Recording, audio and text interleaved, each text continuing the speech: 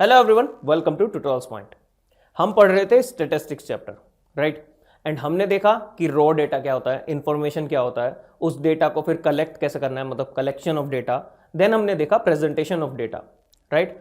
अब हमारे पास डेटा को प्रेजेंट करने के लिए एक और तरीका है जिसको हम कहते हैं graphical representation of data. And इसमें भी हम इस पर्टिकुलर वीडियो में बात करेंगे बार ग्राफ्स की। तो देखिए, जब हमने प्रेजेंटेशन ऑफ डेटा देखा था तो हमने वहां पे टेबल्स देखी थी। एक डेटा जो हमारा अनग्रुप्ड फॉर्म में है तो हमने उसकी टेबल बनाई, ungrouped frequency distribution table, right. जब डेटा हमारा ग्रुप्ड की फॉर्म में है, मतलब जब उसके क्लास इंटरवल्स में हमने बदल दिया, तो हमने एक टेबल देखी, ग्रुप्ड फ्रीक्वेंसी डिस्ट्रीब्यूशन टेबल। तो ये तो था टेबल की फॉर्म में शो करना। पर यहां पे हम बात करने वाले हैं पर्टिकुलरली एक नया रिप्रेजेंटेशन जिसको हम कहते हैं ग्राफिकल रिप्रेजेंटेशन। अब देखिए, ग्राफिकल से आप समझ गए होंगे कि ग्राफ्स का यूज करके हम डेटा को शो करने वाले हैं, राइट। इजी है ये बात। तो अब देखिए, ग्राफ की मदद से हम क्यों शो करते हैं। जब आप ग्राफ पे डेटा को शो करते हैं ना, तो उनको कंपेयर करना, उनको आपस में वैल्यू को इवेल्युएट करना, ये सब बहुत ईजी हो जाता है। सारी वैल्यूज आपके सामने एकदम से खुल के आ जाती हैं एंड आप इजीली कंपेयर कर सकते हैं दो वैल्यूज को, दो से ज्यादा वैल्यूज को, ठीक है। अब देखिए, अब जब हम बार ग्राफ की इस पर्टिकुलर वीडियो में बात करेंगे, पर सिर्फ बार ग्राफ ही ग्राफिकल रिप्रेजेंटेशन का एक तरीका नहीं है, दो तरीके और हैं जिसको हम कहते हैं हिस्टोग्राम्स एंड फ्रीक्वेंसी पॉलीगन्स। ये दोनों हम नेक्स्ट वीडियोस में पढ़ेंगे। अभी हम सिर्फ बात करेंगे बार ग्राफ की। अब देखिए, बार ग्राफ की अगर बात करें तो बार ग्राफ होता क्या है। बार ग्राफ में जैसे नाम से पता चल रहा है, कुछ यूनिफॉर्म विड्थ के बार्स बनाए जाते हैं, मतलब रेक्टेंगल्स बनाए जाते हैं जिससे हम डेटा की फ्रीक्वेंसी को शो करते हैं, ठीक है। अब ये जो बार की हाइट होगी, ये किस चीज पे डिपेंड करेगी कि उस पर्टिकुलर जो हमारी ऑब्जर्वेशन है उसकी फ्रीक्वेंसी क्या है, ठीक है। यही दो पॉइंट आप याद रखिए।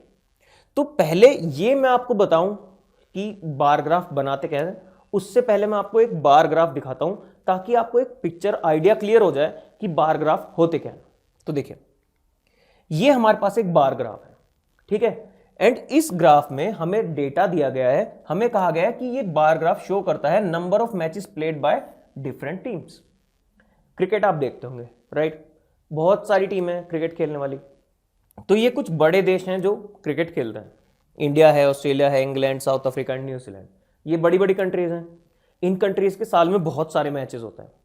तो एक रफ आइडिया लिया है हमने रैंडम वैल्यूज कि कौन सी कंट्रीज कितने मैचेस खेल रही है साल में। तो ऑब्वियस है कि इंडिया सबसे बड़ा प्लेइंग नेशन है, क्रिकेट प्लेइंग नेशन है, तो इसलिए इंडिया के मैच सबसे ज्यादा होंगे, राइट। तो हमने कहा कि इंडिया के मैचेस, ऑस्ट्रेलिया के, और ये सब के वैल्यूज हमने लिख दिए। अब इस बार ग्राफ को समझना कैसे। बार देखिए, जैसे मैंने आपको बताया था कि रेक्टेंगल्स बने होते हैं, इसलिए बार ग्राफ कहा गया है। यही वो रेक्टेंगल्स हैं, इनको बार्स भी कहते हैं, ठीक है। तो इसकी वजह से इसका नाम पड़ा बार ग्राफ। अब यहां पे हमें डेटा में समझते हैं कि हमें क्या कह रहा है। ऑब्वियस है कि नंबर ऑफ मैचेस बता रहा है। तो हमारे पास एक वर्टिकल लाइन है, एक हॉरिजॉन्टल लाइन। हॉरिजॉन्टल लाइन पे तो आप समझ गए इंडिया, ऑस्ट्रेलिया, मतलब टीम्स के नाम लिखे हैं। वर्टिकल लाइन पे हमारे पास कुछ वैल्यूज लिखे हैं, राइट। एंड जो इंडिया का हमारा बार है वो 35 को टच कर रहा है। इट मींस ये बार ग्राफ के अकॉर्डिंग इंडिया जो है एक साल में 35 नंबर ऑफ मैचेस खेलती है। यही ये बार ग्राफ की मदद से हम समझ रहे हैं, ठीक है। अगर मैं आपसे कहूं ऑस्ट्रेलिया कितने मैच खेल रहे हैं, तो आप तुरंत देखेंगे कि ऑस्ट्रेलिया के नाम के ऊपर जो बार है उसकी हाइट कहां तक जा रही है, वो जा रहा 30 तक। इट मींस कि ऑस्ट्रेलिया साल में 30 मैचेस खेल रहा है। अब मैं आपसे कहूं साउथ अफ्रीका कितने मैच खेल रहा है, तो आपने देखा साउथ अफ्रीका यहां पे है, उसकी हाइट देखी, ये तो 20 तक जा रही है, तो इट मींस साउथ अफ्रीका साल में 20 मैचेस खेल रहा है। अब ये ग्राफ सिर्फ यही पिक्चर क्लियर नहीं करता कि कौन सी टीम कितने मैच खेल रही है। अब हम यहां पे एक सवाल को मोड़ देते हैं। मान लीजिए मैं आपसे पूछूं कि इंडिया न्यूजीलैंड से कितने मैचेस ज्यादा खेल रहा है, तो आप कैसे देखेंगे। आपने देखा इंडिया साल में खेल रहा है 35 मैच, न्यूजीलैंड साल में खेल रहा है 25 मैच। तो अगर मैं इन दोनों का डिफरेंस पूछ रहा हूं कि इंडिया कितने ज्यादा खेल रहा है मैचेस, तो आप करेंगे 35 माइनस 25 यानी कि 10 मैचेस। इंडिया साल में 10 मैचेस ज्यादा खेल लेता है न्यूजीलैंड से। अगर मैं आपसे यहां पे एक और सवाल पूछूं, सपोज कौन सी दो टीमें हैं जो सेम नंबर ऑफ मैचेस खेल रहे हैं साल में, तो आपने फिर ग्राफ को देखा, आपने देखा ऑस्ट्रेलिया और इंग्लैंड, इन दोनों के जो बार्स हैं उनकी हाइट इक्वल है।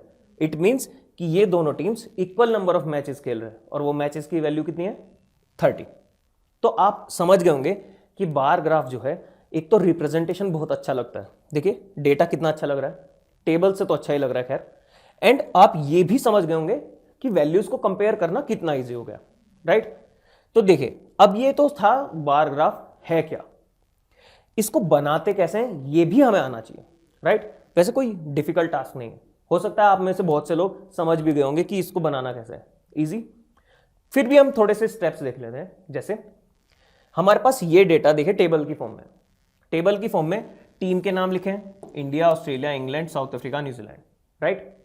यहां पे लिखा है नंबर ऑफ मैचेस, कितने प्ले करती है वो पर्टिकुलर टीम, 35, 30, 30, 20, 25, ठीक है। अब इस डेटा को अगर मुझे ग्राफिकल रिप्रेजेंटेशन करना है, मतलब बार ग्राफ बनाना है, तो मैं क्या करूंगा, सबसे पहले मैं ड्रॉ करूंगा एक हॉरिजॉन्टल लाइन और एक वर्टिकल लाइन, ठीक है, ड्रॉ कर दी। अब ये दोनों लाइन जहां पे मीट कर रही है ये होता है हमारा ओरिजिन, यानी कि जीरो वैल्यू, यहां पे वैल्यू नल होती है, तो यहां पे इसलिए इसको जीरो भी कहते हैं, ठीक है। अब सेकंड स्टेप हमें क्या कहा, draw marking at regular interval on each of them.